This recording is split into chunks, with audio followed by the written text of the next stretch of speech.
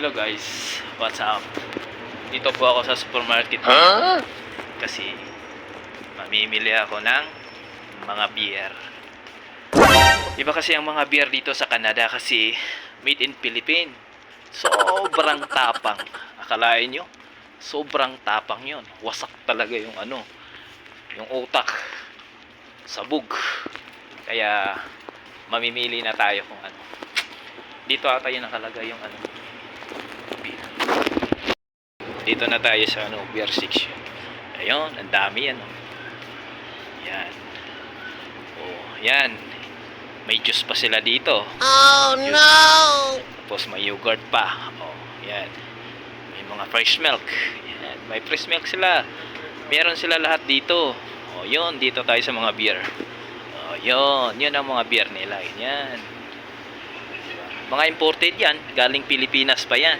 Sobrang mahal yan. Oh. Kano yan? 5 $5 yan, oh. $5 ata yan, oh. Oh, yan. Oh, see? $5. Oh, di ba?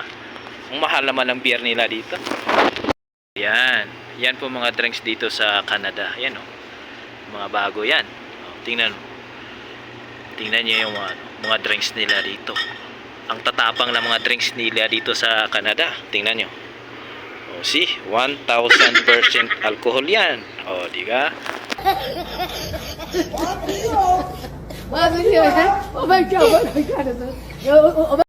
Guys, nabili na tayo. Bumili ako ng isa. Sarap kasi nito. Oh no! Pangtanggal stress.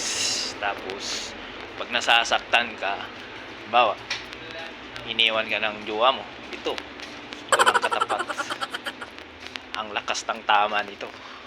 Pag may problema kayo sa jowa nyo, ito lang. Pangalan nito, Barbican. Yan.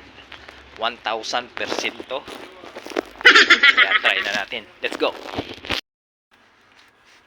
Ito guys. Try na natin ito.